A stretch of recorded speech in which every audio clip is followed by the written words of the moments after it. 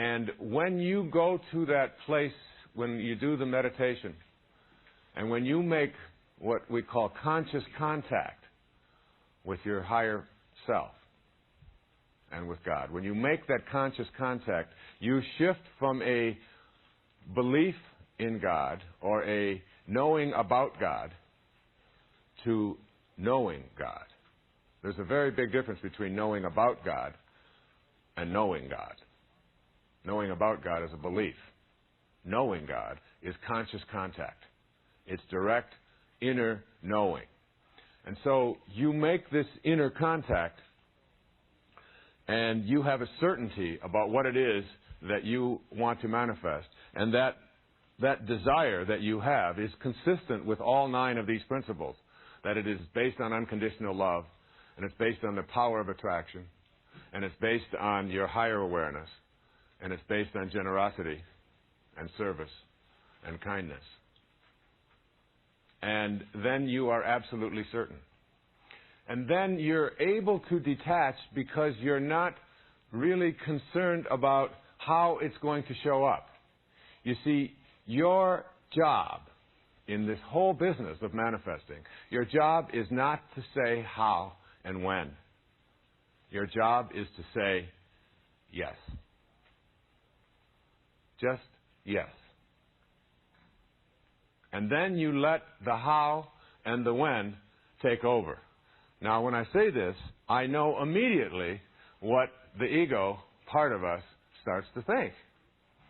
I want it now, but I have to have it this way. But if I don't get it pretty soon, then I'm going to go broke. And then if this doesn't show up over here, then I'm going to have to go on welfare. And if I have to go on welfare, then and your mind starts playing all of these games about how terrible things are going to be if the person that you want to manifest doesn't show up the way you want him to show up, or if the child that you expect to have isn't showing up on time, or if the finances, or if the job, or whatever.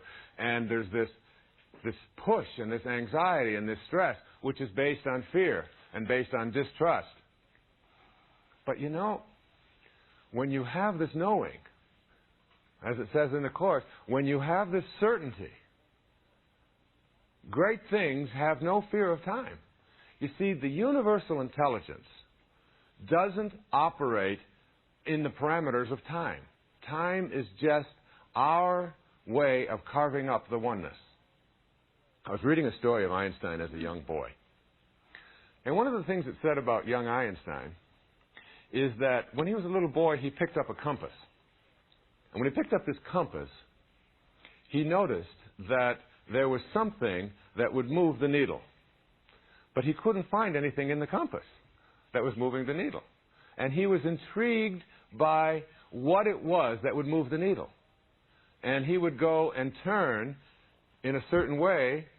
He'd make a 90-degree turn, and the needle would turn and face whatever direction it was that he was facing. And yet, he hadn't done anything. And he was intrigued by what this force was, inside or outside, or what it was, that allowed this. What would make this needle move? That force, that universal intelligence, that thing that is nameless, that thing that we can't identify in the physical world, is the provider of all of the things that will manifest to you in the physical world. And it is also the source of your life. So that when you have an alignment with that force, what happens is you get very, very peaceful. And when you get peaceful, you stop insisting. You just know.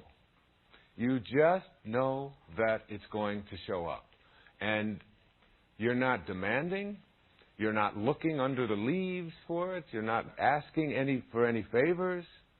In fact, you understand that this universal force cannot provide special favors because it is everywhere. And if it were just for you and not for someone else, that would immediately make it not a universal force. It would be now someplace that it isn't. There's no favoritism in this. There's just this positive, absolute, unconditionally loving, knowing force in the universe that holds everything together that you come to honor, to respect, to know. And you know, it's really like, it's like changing around your perspective in life. It's like walking a new path. I've always loved this. I've read it many, many times in my talks. It's a little story by a woman named Portia Nelson. And she was asked, as a group of people were asked, in a seminar, to write down her autobiography. But they said, you only have one page. And you have to write your autobiography in 5 short chapters on one page. The autobiography of your life. That was the assignment. So Portia Nelson wrote her autobiography of her life in 5 short chapters. And this is what she said. Chapter 1. I walk down the street. There's a deep hole in the sidewalk. I fall in. I am lost. I am helpless. It isn't my fault. It takes forever to find a way out. Chapter 2. I walk down the same street. There's a deep hole in the sidewalk. I pretend I don't see it. I fall in again. I can't believe I'm in the same place.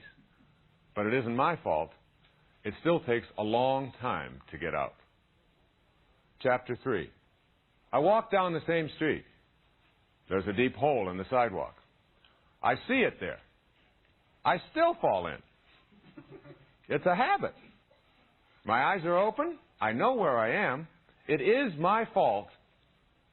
I get out immediately. Chapter 4. I walk down the same street. There's a deep hole in the sidewalk. I walk around it.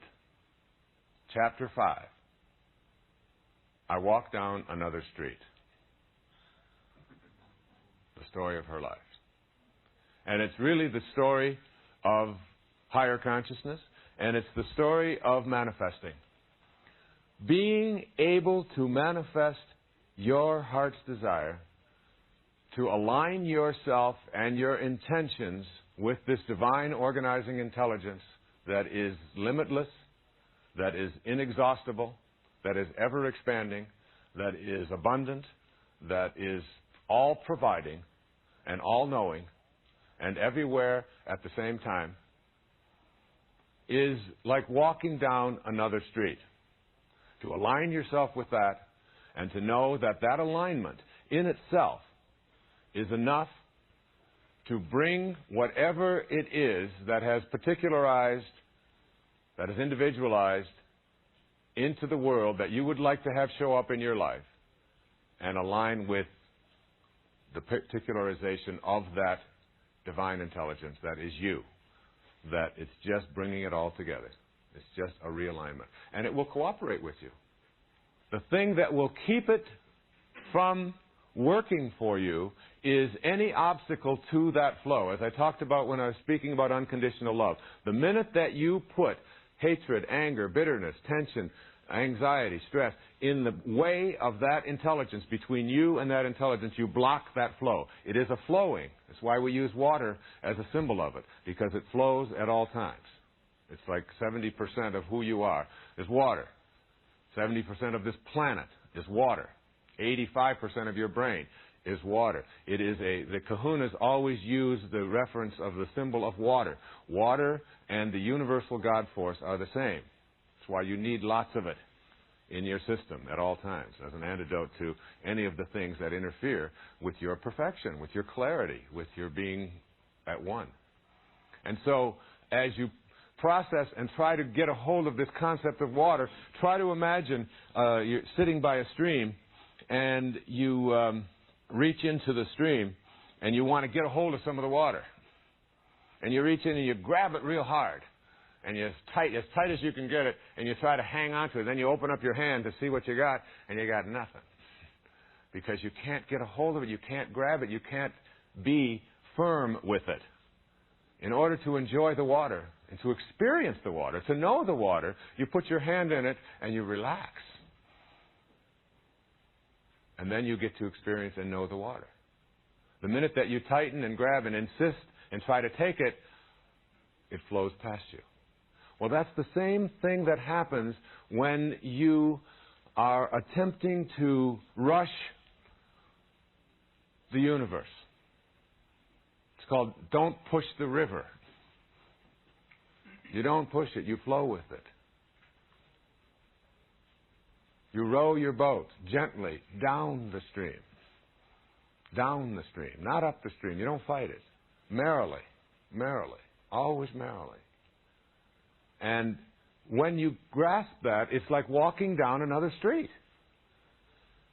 Now, one of the keys to being able to walk down this street is that you don't have to convince anybody else who is still stuck back there in the tribal awareness, in the tribal consciousness, that indeed this is what will happen and this is what I'm doing.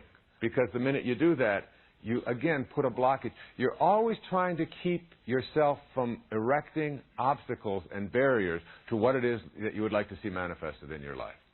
And most of us don't realize that the obstacles that we place in front of us are the things that they're not like bricks and they're not boards.